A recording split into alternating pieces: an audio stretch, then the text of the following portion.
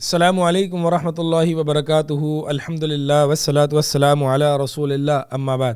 الحدیث الرابع عشر، یہ حدیث 14ویں حدیث ہے، 14th حدیث ہے، اور یہ ابن مسعود رضی اللہ تعالی عنہ سے مروی ہے. فرماتے ہیں قال رسول اللہ صلی اللہ علیہ وسلم، اللہ کے رسول صلی اللہ علیہ وسلم فرماتے ہیں لا یحل دم امرئ مسلم الا باحدى ثلاث، کہ کسی مسلمان کے خون جائز نہیں ہے، حلال نہیں ہے سوائے 3 صورتوں میں. السیب الزانی، پہلا شخص وہ جو کہ شادی شدہ زانی ہے. دوسرا والنفس بالنفس، کہ قصاصاً قتل کیا جائے، یعنی قصاصاً کسی مسلمان کا خون حلال ہے، کہ یعنی قاتل نفس کا. والتارک لدینہ المفارق للجماعہ، اور تیسری صورت جس میں کسی مسلمان کا خون حلال ہے وہ شخص ہے جو اپنے دین کو چھوڑ دیتا ہے. المفارق للجماعہ، اور جماعت کو چھوڑ دیتا ہے، یعنی مسلمان جماعت کو چھوڑ دیتا ہے. رواہ البخاری والمسلم، یہ امام بخاری اور امام مسلم نے اس حدیث کو روایت کیا ہے، یہ متفق علیہ حدیث ہے. اللہ کے رسول صلی اللہ علیہ وسلم فرماتے ہیں کہ لا یحل دم امرئ مسلم، کہ کسی مسلمان کا دم، کسی مسلمان کا خون جو ہے وہ حلال نہیں ہے، جائز نہیں، یعنی کسی مسلمان کو قتل کرنا جائز نہیں ہے. اب یہاں پہ مسلمن ہے، مسلمتن نہیں ہے. تو بات یہ ہے کہ شریعت میں عموماً جب خطاب مردوں کو کیا جاتا ہے تو عورتیں بھی اس میں شامل ہوتی ہیں. 3 صورتوں میں کسی مسلمان کو قتل کرنا جائز ہے، ورنہ مسلمان کا جو خون ہے وہ حرام ہے، اور کسی مسلمان کی عزت حرام ہے، خون حرام ہے، کسی مسلمان کو برا بھلا کہنا حرام ہے. لیکن 3 صورتوں میں جو ہے وہ مسلمان کا خون حلال ہو جاتا ہے. پہلا السیب الزانی، السیب اصل میں اس مرد یا عورت کو کہتے ہیں کہ جس کا نکاح صحیح میں جو ہے وہ جمع یا دخول ہو چکا ہو. سیب یعنی اس کا مطلب یہ ہے کہ عموماً تو اس کا ترجمہ کیا جاتا ہے شادی شدہ زانی، لیکن السیب جو ہے وہ کہتے ہیں کہ جس کا صحیح نکاح ہو چکا ہو اور اس نکاح میں جو ہے وہ دخول بھی ہو چکا ہو، یعنی صحیح جمع بھی ہو چکا ہو. اس کا مطلب یہ ہوا کہ اگر کوئی ایسی یعنی باطل نکاح میں اگر جمع ہوا ہے یا باطل یا نکاح ہی نہیں ہوا تو اس کا مطلب یہ ہے کہ وہ سیب نہیں ہے. یعنی مثال کے طور پر نکاح کی شرائط یا نکاح کے جو ارکان ہیں ان میں سے کوئی بھی ایک رکن نہیں ہے یا شرائط پوری نہیں ہے تو وہ نکاح باطل ہے. تو ایسے نکاح باطل میں اگر دخول ہوا بھی ہے تو اس کو سیب نہیں کہلایا جائے گا، بلکہ وہ جو ہے وہ ورجن کے حکم میں ہی آئے گا، تو یا بیچلر کے حکم میں آئے گا. تو السیب الزانی یعنی وہ سیب یعنی وہ شخص جو کہ شادی شدہ ہے، یعنی جس کا نکاح صحیح ہوا ہے اور وہ زانی بھی ہے.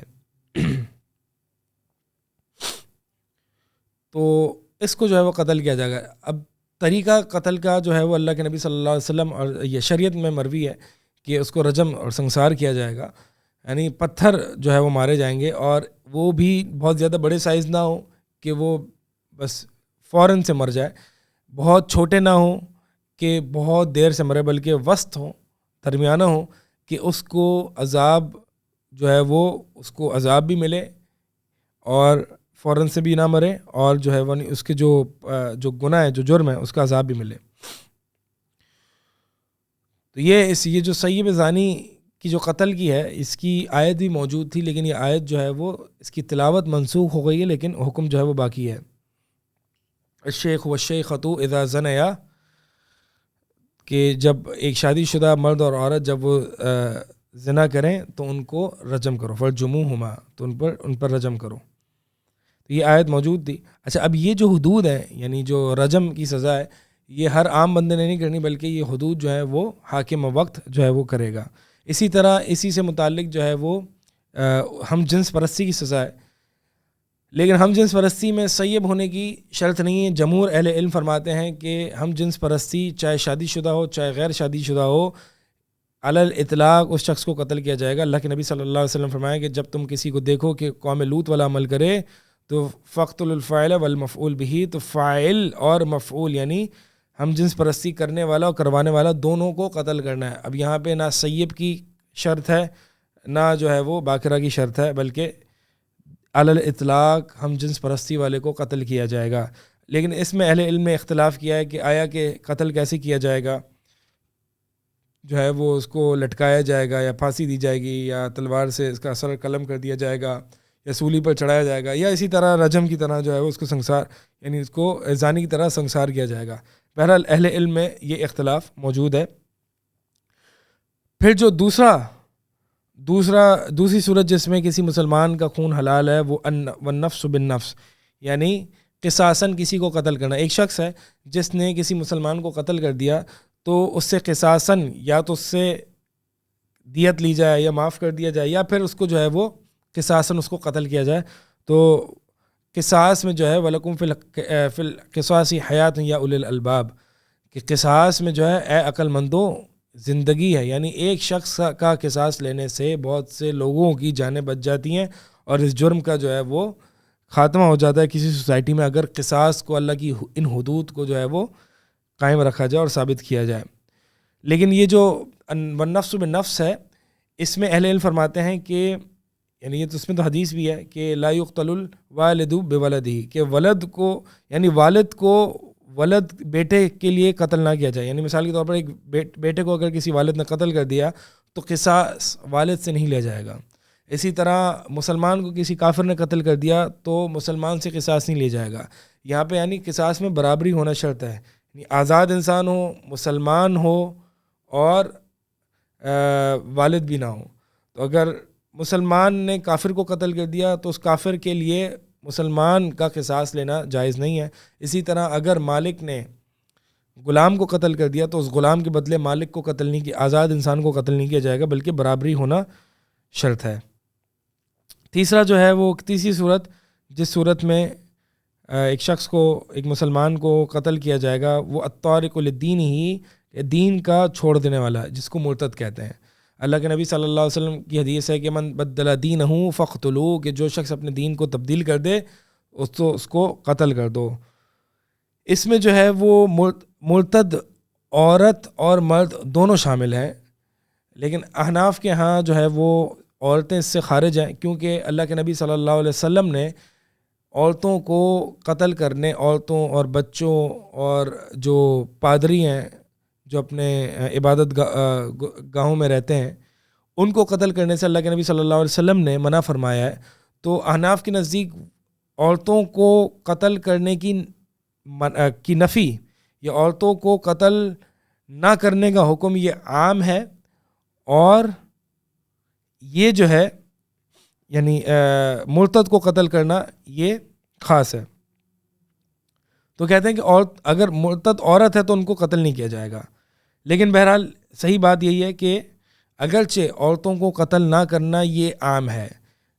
اب کچھ اصول فقہ کے طلباء جانتے ہوں گے کہ جب دو عام آپس میں ٹکرا جائیں تو ایسا نہیں ہوتا کہ ایک عام کو دوسرے عام سے خاص کیا جائے، بلکہ یہ بھی اصول ہے کہ اگر دو عام آپس میں ایک دوسرے سے ٹکرا جائیں تو جو زیادہ عام ہے یعنی جو اقوی ہے، جو قوی عام ہے، اس کو مقدم کیا جائے گا۔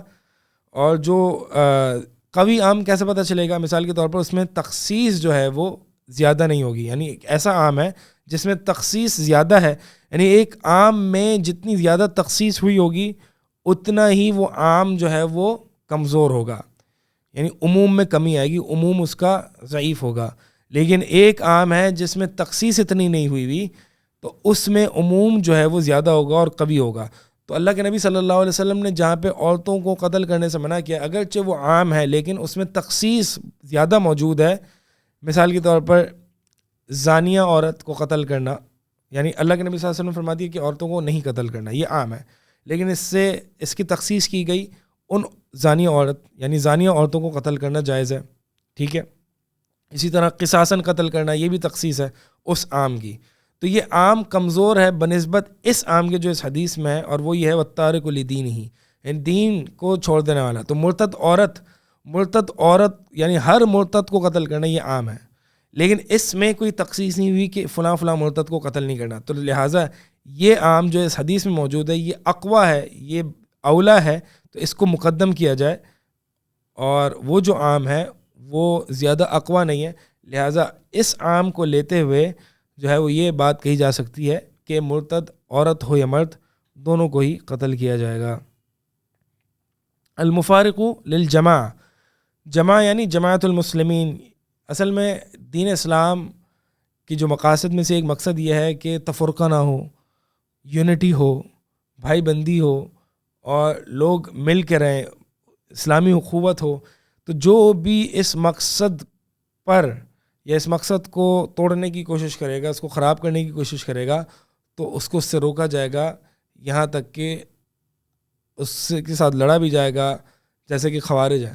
خوارج جو ہے مسلمان حکومت اور یونٹی کو توڑنے کی ایک بڑی کاوش ہے، لہٰذا خوارج کے ساتھ قتال بھی کیا جاتا ہے اللہ کے نبی صلی اللہ علیہ وسلم کی، جیسے کہ احادیث سے موجود ہے۔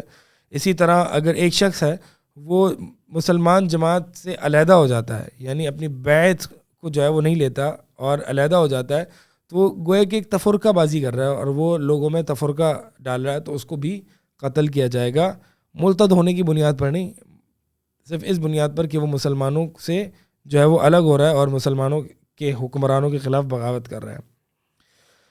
تو ان تین صورتوں میں جو ہے وہ کسی بھی مسلمانوں کو قتل کیا جائے گا۔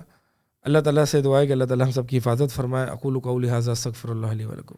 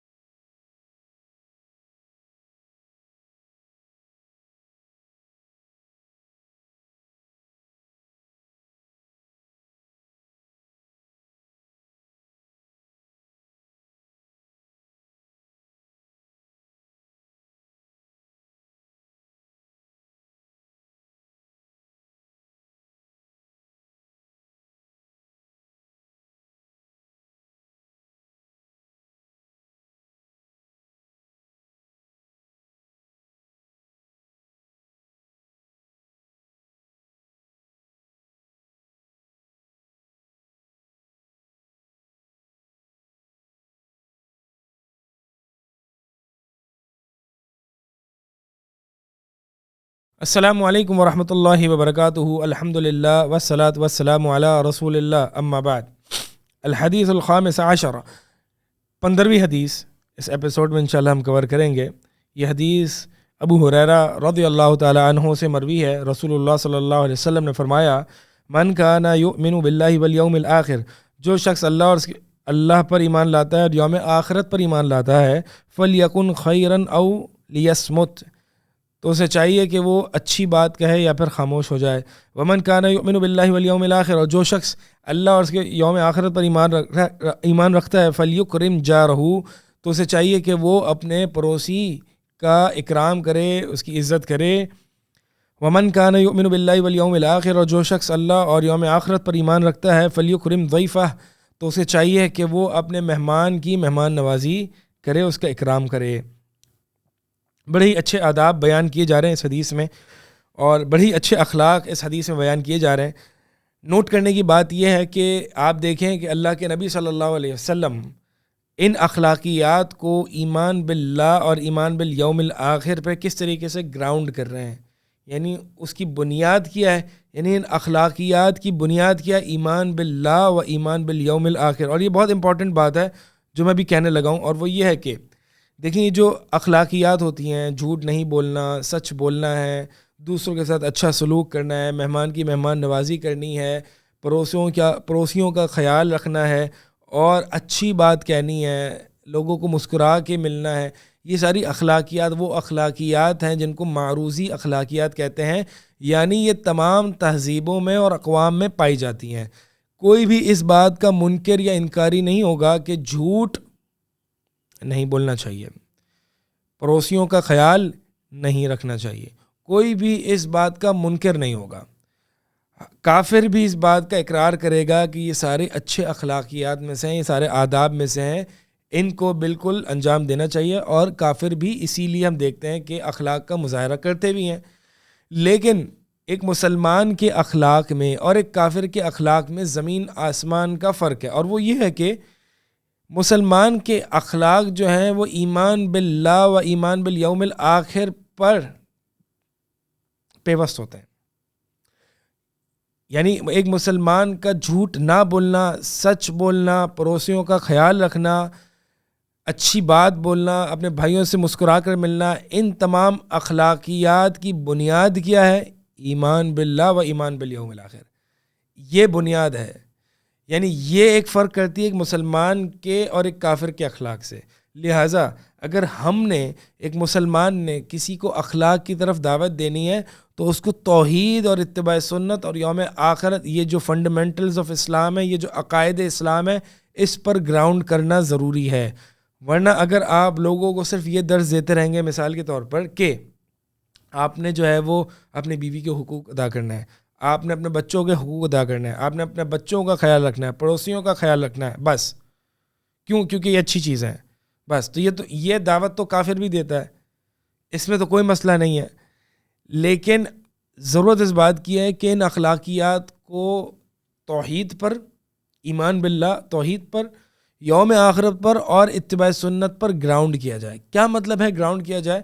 یعنی ہم یہ اخلاق کا مظاہرہ اس لیے کر رہے ہیں کیونکہ ہم اللہ ہی کی عبادت کرتے ہیں. قل ان صلاتی و نسکی و محیایا و مماتی للہ رب العالمین. کہہ دیجیے نبی صلی اللہ علیہ وسلم کہ میری نماز، میری قربانی، میرا جینا، میرا مرنا خالص للہ رب العالمین. تو جو بھی میں کرتا ہوں، اخلاق کا مظاہرہ بھی جو میں کرتا ہوں، للہ رب العالمین، خالص اللہ کے لیے، کہ اللہ خوش ہو جائے، صرف اللہ کے لیے. اس میں کسی کو دکھلاوا مقصد نہیں ہوتا، صرف اخلاص مقصد ہوتا ہے، اللہ کی رضا مقصد ہوتی ہے، اللہ کی خوشنودی مقصد ہوتی ہے، اور کوئی مقصد نہیں ہوتی. یعنی میں جو اخلاق کا مظاہرہ کر رہا ہوں اس لیے کر رہا ہوں کہ میرا رب خوش ہو جائے، اس لیے نہیں کہ لوگوں میں میرا چرچا ہو جائے، اس لیے نہیں کیونکہ میں اس کو اچھا سمجھتا ہوں، اس لیے نہیں کیونکہ آئی فیل گڈ اباؤٹ اٹ، کہ مجھے جو ہے وہ اس میں مزہ آتا ہے، نہیں، بلکہ للہ رب العالمین، یعنی اخلاص ہو. تو ان اخلاقیات کو بھی توحید پر کس طریقے سے گراؤنڈ کیا کہ ہم نے یہ اخلاق کا مظاہرہ اس لیے کرنا ہے کیونکہ میرے رب نے حکم دیا ہے، اور چونکہ میں صرف اپنے رب کے حکم ماننے پر کا پابند ہوں، اور میں اپنے رب کو خوش کرنے کے لیے اس دنیا میں پیدا کیا گیا ہوں، اور میں نے اپنے رب کو ہی خوش کرنا ہے، اسی کی عبادت کرنی ہے، اسی کی عبادت کرنی ہے، کسی اور کے لیے میں نے اخلاق کا مظاہرہ نہیں کرنا. یہ ہے توحید پر اپنے اخلاق کو گراؤنڈ کرنا، اس کو پیوٹ کرنا، اس کو رکھنا. ایمان بالیوم الآخر پر کیسے؟ مثال کے طور پر میں اگر یعنی ایمان بالیوم الآخر پر اپنے اخلاق کو گراؤنڈ کرنے کا مطلب یہ ہے کہ اخلاق کا مظاہرہ کرنا یا اخلاق کی طرف دعوت دینا لوگوں کو اس طرح سے کہ یوم آخرت میں اس کا بدلہ ہے، اللہ تمہیں اس کی جزا دے گا، اللہ تمہیں اس کا ثواب دے گا، اس کے ثواب یہ ہیں، یعنی کل میزان اس کا بھاری ہوگا جس کے اخلاق اچھے ہوں گے. یوم آخرت کی طرف بھی گراؤنڈ. اسی طرح تیسری بنیاد جو کہ اتباع سنت ہے، اس طرف اخلاق کو گراؤنڈ کرنا. مثال کے طور پر کہ میں نے مہمان کا اکرام کرنا ہے. کیسے کرنا ہے؟ جیسے میرے نبی علیہ الصلوۃ والسلام کا حکم ہے. میں نے لوگوں سے اچھی بات کرنی ہے. اچھی بات کیا ہوتی ہے؟ جو میرے نبی علیہ الصلوۃ والسلام نے بتائی. یعنی اخلاق میں یہ تین بنیادیں آنا بہت ضروری ہیں. اگر یہ تینوں بنیادیں نہیں ہوں گی، کون سی؟ ایمان باللہ، ایمان بالیوم الآخر اور اتباع سنت. اپنے اخلاق کے مظاہرہ کرنے میں اور دوسروں کو اخلاقیات کی طرف دعوت دینے میں ان تینوں بنیادوں پر ان اخلاقیات کو قائم کیا جائے تو پھر یہ اسلام کی دعوت ہے، یہ ایک مسلمان کی دعوت ہے، یہ دین اسلام کی دعوت ہے، یہ دعویٰ اللہ ہے. لیکن اگر خالص ان تینوں بنیادوں میں سے کسی بنیاد پر بھی اخلاقیات کو گراؤنڈ نہ کیا جائے، یعنی اپنی دعوت میں اخلاقیات کی بنیاد یہ ان تینوں بنیادوں میں سے کوئی نہ ہو، تو پھر تو یہ کافر کی بھی دعوت ہے. ایک مسلمان اور کافر کی دعوت میں فرق نہیں ہوتا. بہت سے سوشل ریفارمرز ہمیں ملتے ہیں جیسے کہ مہاتما گاندھی وغیرہ، یہ بھی اچھی چیز، اچھے اخلاقیات کی طرف ہی دعوت دے کے گئے نا، اچھی باتیں بتا کے گئے کچھ، لیکن ان کی دعوت میں اور نبی علیہ الصلوۃ والسلام کی دعوت میں، یعنی ایک سوشل ریفارمر اور ایک نبی کی دعوت میں فرق یہی ہوتا ہے کہ social reformer as a moral duty, as a moral obligation ان اخلاقیات کو پریزنٹ کرتا ہے، لیکن ایک نبی جو ہوتے ہیں، ایک رسول جو ہوتے ہیں علیہ الصلوۃ والسلام، وہ اخلاقیات کو ایمان باللہ و ایمان بالیوم الآخر پر رکھ کر پیش کرتے ہیں. تو دیکھیں آپ کس طریقے سے نبی علیہ الصلوۃ والسلام نے تین بنیادی اخلاق کی طرف دعوت دی ہے، اور تینوں کو ہر ایک سینٹنس میں، ہر سینٹنس میں ایمان باللہ و ایمان بالیوم الآخر میں ہی گراؤنڈ کیا ہے. لہٰذا پہلا سینٹنس من کانا، من یہ شرطیہ ہے، کانا یہ بھی جو ہے وہ فعل شرط ہے. من کانا یعنی جو شخص یؤمن باللہ والیوم الآخر، اللہ پر ایمان رکھتا ہے اور یوم آخرت پر ایمان رکھتا ہے. جواب کیا ہے؟ یہ فا کے بعد جو جواب آ رہا ہے، فلیقل خیرا او لیصمت، کہ جو، یعنی یہ شرط ہے اور جواب شرط کیا ہے؟ شرط یہ ہے کہ جو شخص ایمان باللہ و ایمان بالیوم الآخر، یہ شرط ہے. جب شرط ہے تو جواب شرط کیا ہے؟ کہ لہٰذا اس کو چاہیے کہ وہ اچھی بات کہے یا خاموش رہے. اب مفہوم مخالف کیا ہے اس کا؟ مفہوم مخالف ہے کہ جو شخص اللہ اور اس کے رسول پر، اللہ اور یوم آخرت پر ایمان نہیں رکھتا، تو لہٰذا وہ اچھی بات نہیں کہتا یا وہ خاموش نہیں ہوتا. اس کا مطلب یہ ہوا کہ جو اچھی بات نہیں کہتا گویا وہ ایمان باللہ و ایمان بالیوم الآخر پہ نہیں ہے.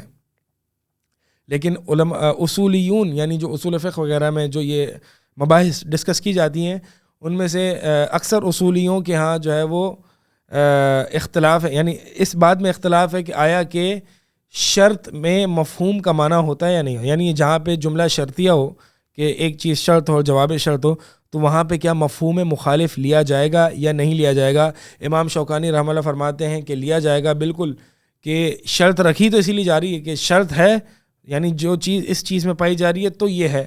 یعنی اگر مثال کے طور پر کہ میں یوں کہوں کہ سورج طلوع ہوگا، تو اگر سورج طلوع ہوگا تو فجر کی نماز کا وقت ختم ہو جائے گا. تو اگر سورج طلوع ہوگا یہ شرط ہے، جواب شرط کیا ہے؟ تو فجر کی نماز کا وقت ختم ہو جائے گا. اس کا مفہوم مخالف کیا ہے؟ کہ اگر سورج طلوع نہیں ہوگا تو فجر کی نماز کا وقت ختم نہیں ہوگا. تو بالکل مفہوم مخالف جملہ شرطیہ میں لینا بالکل اہل علم نے اس کو صحیح قرار دیا، جیسے کہ امام شوکانی کے میں نے بتایا، کیونکہ یہ عربی زبان کا تقاضا ہے، لغت کا بھی تقاضا ہے. بہرحال لیکن کبھی کبھار جملہ شرطیہ میں مراد جو ہے وہ مراد حقیقی مراد نہیں ہوتی، بلکہ مراد جو ہے وہ حمیت الایمان، یعنی ایمان کی حمیت اور ایمان کی طرف موٹیویشن اور مبالغہ مقصد ہوتا ہے۔ مثال کے طور پر یوں کہتا ہے، ایک شخص اپنے بچے سے یوں کہتا ہے کہ اگر تو میرا بیٹا ہے تو میری اطاعت کر، اگر تو میرا بیٹا ہے تو یہ شرط ہے، تو میری اطاعت کر، یہ جواب شرط ہے۔ اس کا مطلب اگر مفہوم مخالف لوں کہ اگر تو میری اطاعت نہیں کر رہا تو میرا بیٹا نہیں ہے، یہ تو نہیں کہہ سکتے کیونکہ بیٹا تو ہے، تو ایک مبالغہ مقصد ہوتا ہے، یعنی اگر تو واقعی میرا بیٹا ہے نا تو میری اطاعت کری، اس میں مبالغہ ہے۔ تو اسی طرح اس حدیث میں بھی اہل علم فرماتے ہیں کہ اس میں بھی مبالغہ ہے، یعنی اگر تم واقعی، یعنی اس میں مفہوم مخالف نہیں لیا جائے گا، کیونکہ ظاہر سی بات ہے جو شخص بری بات کہتا ہے تو وہ دار اسلام سے خارج نہیں ہو جاتا۔ ایسا نہیں ہے کہ وہ ایمان باللہ اس کا ختم ہو جاتا ہے یا ایمان بالیوم الآخر ختم ہو جاتا ہے، ایسا نہیں ہے، بلکہ یہاں پہ مراد جو ہے وہ ترغیب ہے حمیت الایمان کی طرف، رغبت دلانے کہ واقعی اگر تم ایمان باللہ اور ایمان بالیوم الآخر رکھتے ہو تو پھر یہ کرو۔ اس کا مطلب یہ نہیں ہے کہ اگر جو شخص یہ نہیں کرتا تو ایمان باللہ اور ایمان بالیوم الآخر جو ہے وہ ختم ہو جاتا ہے اور فاسد ہو جاتا ہے۔ تو وہی بتایا کہ مراد جو ہے مبالغہ ہے۔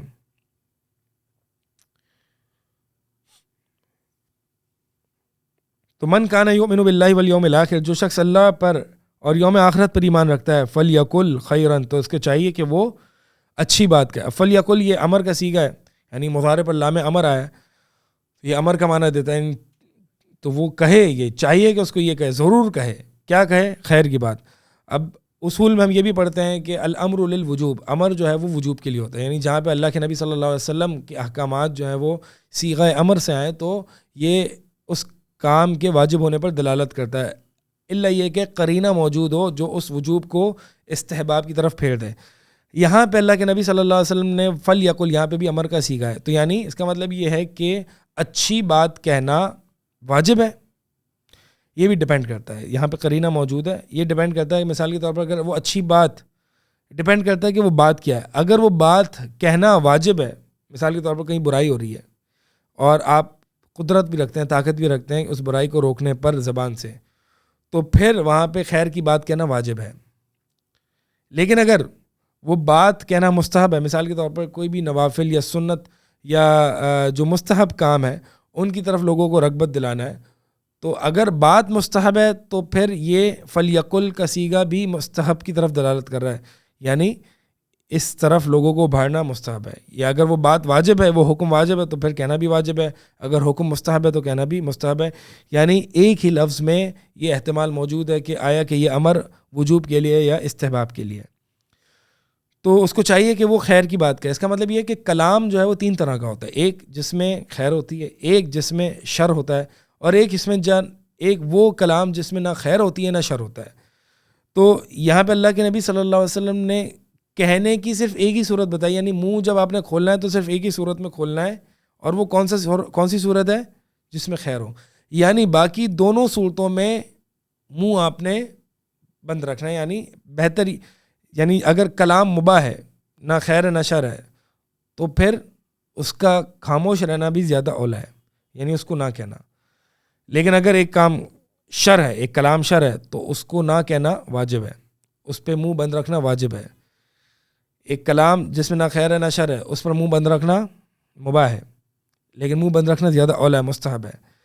اور اگر وہ خیر واجب ہے تو منہ کھولنا واجب ہے، یعنی بولنا واجب ہے، اور اگر وہ خیر مستحب ہے تو بولنا مستحب ہے۔ تو آپ دیکھیں کتنے فلیکن خیرن او لیصمت، اتنے الفاظ میں کتنے فقہی احکامات ہیں، کتنے اصول یہاں پہ لگ رہے ہیں، اور اللہ کے نبی صلی اللہ علیہ وسلم کے یہ اعجاز ہے یہ کلام کا کہ مختصر سے الفاظ میں بہت سے معانی اللہ کے نبی صلی اللہ علیہ وسلم کے پائے جاتے ہیں۔ خلاصہ کلام یہ ہے کہ تین طرح کا کلام ہوتا ہے، اور تین طرح کے کلام میں، تین طرح کو کلام کرنے میں بھی تین طرح کے حکم ہیں۔ اگر تو کلام خیر ہے تو خیر یا تو واجب ہوگا یا مستحب ہوگا، اگر واجب ہے تو اس کا کہنا بھی فلیقل امر کے صیغے کے ساتھ وجوب پر دلالت کر رہا ہے، اگر تو وہ خیر مستحب کے دائرے میں ہے تو پھر کہنا بھی مستحب ہے، اگر تو وہ کلام شر ہے تو اس کا کہنا گناہ ہے اور اس کا نہ کہنا باعث ثواب ہے، اور اگر وہ کلام نہ خیر ہے نہ شر ہے تو اس کا خاموش رہنا زیادہ اولا ہے، زیادہ افضل ہے، اور اس پر بولنا جو ہے وہ جائز ہے، مباح ہے، کوئی مسئلہ نہیں ہے۔ ومن کانا یؤمن، اگلا اسٹیٹمنٹ اللہ کے نبی صلی اللہ علیہ وسلم فرماتے ہیں جو شخص اللہ پر اور یوم آخرت پر ایمان رکھتا ہے فلیکرم جارہ، تو اسے چاہیے اپنے پڑوسیوں کا اکرام کرے، جو کہ آج یہ وہ سنن محجورہ میں سے ہے کہ جو یعنی وہ سنتوں میں سے ہے کہ جن کو چھوڑ دیا جا چکا ہے، بلکہ آج اس انفرادیت پسندی کے دور میں، اس انڈیویجولزم کے دور میں انسان کو تو اپنے گھر والوں کے بارے میں نہیں پتہ ہوتا، پڑوسیوں کے بارے میں کیا پتہ ہوگا۔ آج انسان، آپ یہ دیکھیں کہ سوشل میڈیا پہ دور دور کے لوگ ہوں گے، ان کے بارے میں پتہ ہوگا کہ وہ کیا کر رہا ہے، وہ کہاں جا رہا ہے، وہ کیا کر رہا ہے، وہ اپنی ڈی پی کیا لگا رہا ہے، وہ کیا کامنٹ کر رہا ہے، وہ کیا لائک کر رہا ہے، دور دور کے لوگوں کے بارے میں تو پتہ ہوگا، لیکن اپنے گھر میں، اپنے ساتھ والے روم میں کیا ہو رہا ہے، اپنے گھر کے برابر پڑوسی میں کیا ہو رہا ہے، ان کے حالات کیسے ہیں، کوئی مشکل تو نہیں آئی ہوئی ان کو، کوئی بیماری تو نہیں ہے، اس کا کوئی پتہ نہیں ہوتا۔ یہ عجیب دور ہے واللہ، جہاں پہ ایک روایت پسندانہ معاشرہ جو ہے وہ ختم ہوتا جا رہا ہے، اور انسان ایک لونلینس اور انفرادیت پسندی کی طرف جو ہے وہ تیزی سے بڑھتا جا رہا ہے۔ بہرحال یہ الگ ٹاپک ہے۔ تو اللہ کے نبی صلی اللہ علیہ وسلم فرما رہے ہیں کہ جو شخص ایمان باللہ اور ایمان بالیوم آخرت رکھتا ہے تو وہ پڑوسیوں کا اکرام کرے۔ اب پڑوسی کہاں تک، اس کی حدود کہاں تک، اہل علم فرماتے ہیں کہ 40 گھر تک جو ہے وہ پڑوسیوں کی حدود ہے۔ اب 40 گھر کی جو حد بندی ہے پہلے کے دور میں الگ ہوتی تھی اور آج کے دور میں الگ ہے۔ مثال کے طور پر جو 40 گھر جو پہلے کے ہوتے تھے، یعنی پہلے جو گھر ہوتا تھا وہ ایک چھوٹے سے کمرے کا ایک گھر ہوتا تھا، تو آپ لگا لیں 40 گھر جو ہے وہ کوئی بہت زیادہ نہیں ہوئے۔ لیکن آج اگر 40 گھر لگا لیے جائیں کہ ایک ایک گھر میں جو ہے وہ 3 4 5 روم ہیں، اور پھر ایک گھر اور دوسرے گھر میں فاصلہ بھی کافی ہے، تو اگر آج کے دور میں اگر 40 گھر لگائے جائیں تو یہ پوری بستی ہو جاتی ہے۔ اب ظاہر سی بات ہے، تو اگر اس چیز کو لیں گے تو اس کا مطلب یہ ہے کہ آپ نے پوری بستی کا جو ہے وہ اکرام کرنا ہے۔ ظاہر سی بات ہے یہ انسان کے لیے بہت مشکل سی بات ہے۔ تو لہٰذا وہ جو اس دور کے جو 40 گھر تھے وہ بہت قریب ہوتے تھے اور چھوٹے چھوٹے گھر ہوتے تھے، لیکن آج کے دور کے گھر جو ہیں وہ یعنی 40 گھر تو پوری ایک بستی ایک بن جاتی ہے، اور پوری بستی کا جو ہے وہ ظاہر سی بات ہے ان کا خیال رکھنا، ہر ایک سے جا کے ملنا۔ اکرام میں اصل میں کیا چیزیں آتی ہیں، مثال کے طور پر ان کو اذیت نہ دینا، اور ان سے جا کے ملنا، ان کو اپنے گھر پہ بلانا، ان کو کھانا دینا، ان سے اگر وہ چیز کوئی عاریتاً مانگے تو ان سے عاریتاً کوئی چیز دینا، ان کو کوئی چیز دینا، ان سے اچھی باتیں کرنا، ان سے ملنا جلنا، ان کے لیے دعا کرنا، ان کو گفٹس ہدیہ وغیرہ دینا، یہ سب چیزیں۔ اب ظاہر سی بات ہے جب ایک بستی کو اگر پڑوسی مان لیا جائے جیسے کہ آج ہے، مطلب تو بہت مشکل ہو جاتا ہے۔ اسی لیے ایک قاعدہ ہے، اہل علم فرماتے ہیں کہ جتنی وسعتیں بڑھتی جاتی ہیں اتنا احکامات میں تخفیف ہوتی جاتی ہے۔ مثال کے طور پر یہ قاعدہ وہاں پہ بھی اپلائی ہوتا ہے کہ جہاں پر کسی شخص کا خاندان بہت بڑا ہے، ٹھیک ہے، اس کے مثال کے طور پر 8 10 12 ماموں ہیں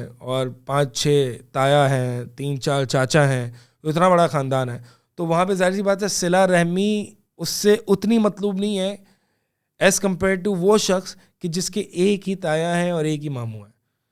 تو جس کا ایک ہی تایا ایک ہی ماموں ہے اس سے صلہ رحمی زیادہ ایکسپیکٹڈ ہے، شریعت نے زیادہ مطالبہ کیا ہے بنسبت اس شخص کے کہ جس کے بہت زیادہ رشتہ دار ہیں۔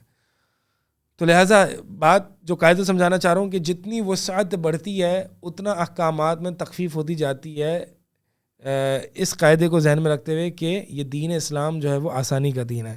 تو لہٰذا اب چونکہ پڑوسیوں کی یہ جو 40 گھر ہیں یا پڑوسیوں کی حدود جو ہیں وہ بہت زیادہ بڑھ گئی ہیں، تو لہٰذا آپ دیکھ لیں کہ کتنے پہلے کے دور میں 40 گھر کتنے ہوا کرتے تھے۔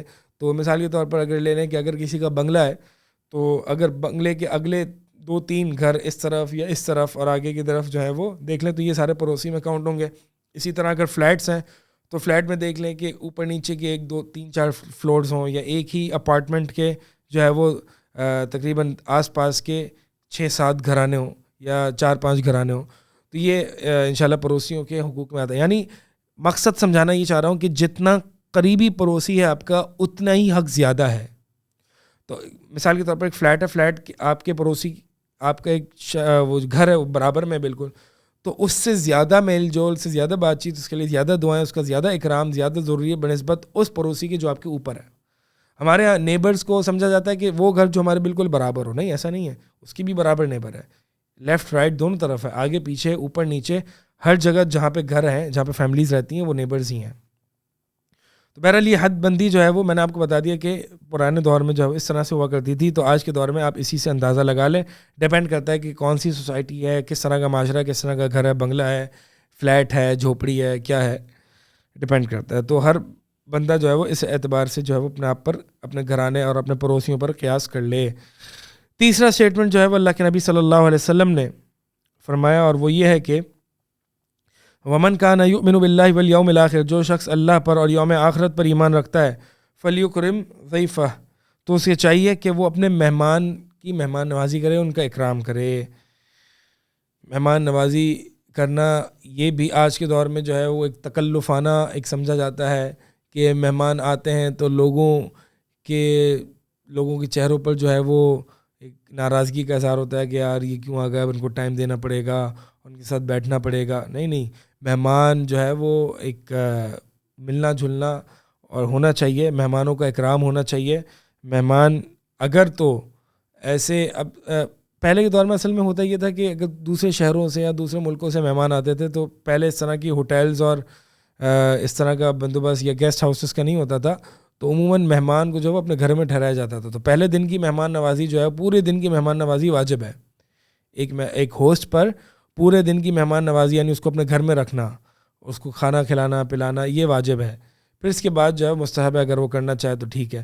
تو آج کے دور میں الحمدللہ اس میں وسعت ہے، اور ایسا نہیں ہے کہ آج کے دور میں ہوٹلز بھی موجود ہیں، اور مثال کے طور پر اگر چھوٹا سا گھر ہے اور آپ کہیں کہ نہیں مہمان کو واجب ہے رکھنا، تو میں اپنے گھر میں ہی رکھوں گا. اسپیشلی آج جو ہوٹلز بھی موجود ہیں، پہلے یہ نہیں تھا. تو یہ ہو سکتا ہے انشاءاللہ اس کو گھر پہ بلایا جائے، ڈنر وغیرہ پہ بلایا جائے یا ڈنر کروایا جائے. یہ بھی مہمان نوازی میں سے ہے. ضروری نہیں کہ آپ اس کو اپنے گھر پہ رکھیں، بلکہ وہ ہوٹلز میں، اور ہوٹلز بہت زیادہ ہیں تو اس میں رک سکتا ہے. تو اس کا اکرام کرنا اور اس کے ساتھ ملنا جلنا یہ ایک مطلوب ہے، اور یہ بھی ایک جو ہے وہ ہمارے اس معاشرے میں زیادہ تر مہمان نوازی کا تصور نہیں ہے. بلکہ مہمان آتے بھی ہیں تو جو ہے وہ بعض لوگ تو اس کو تکلف سمجھتے ہیں اور مشکل سمجھتے ہیں کہ اب ان کا جو ہے وہ اکرام کرنا پڑے گا، ان کے لیے کھانا بنانا پڑے گا وغیرہ وغیرہ. بلکہ ایسا نہ کریں، اللہ کے لیے. دیکھیں، من کان یؤمن باللہ والیوم الآخر، اللہ کے لیے ان اخلاقیات کو اگر آپ اللہ اور اس کے رسول پر اور یوم آخرت کے ایمان پر اگر اس کو گراؤنڈ کریں گے تو انشاءاللہ یہ ساری چیزیں آپ کے لیے آسان ہو جائیں گی. کیونکہ مقصد مہمان کو خوش کرنا نہیں ہے، بلکہ اگر مہمان کو خوش کرنا بھی ہے تو مقصد اللہ کی رضا ہے. بالآخر جو ہے اللہ تعالیٰ کو خوش کرنا ہے، اور یوم آخرت میں اللہ تعالیٰ سے ثواب کی امید رکھنی ہے. اللہ تعالیٰ سے دعا گو ہوں کہ اللہ تعالیٰ ہمیں ان اخلاقیات کو ایمان باللہ و ایمان بالیوم الآخر پر گراؤنڈ کرنے کی توفیق عطا فرمائے، اور ان اخلاقیات کو اس طرح سے انجام دینے کی توفیق عطا فرمائے کہ اس میں توحید، اتباع سنت اور یوم آخرت جو ہے وہ یہ جواہرات موجود ہوں، اور اس کی بنیاد پر یہ اخلاقیات قائم ہوں. اقول قولی ھذا استغفر اللہ لی ولکم وسائر المسلمین.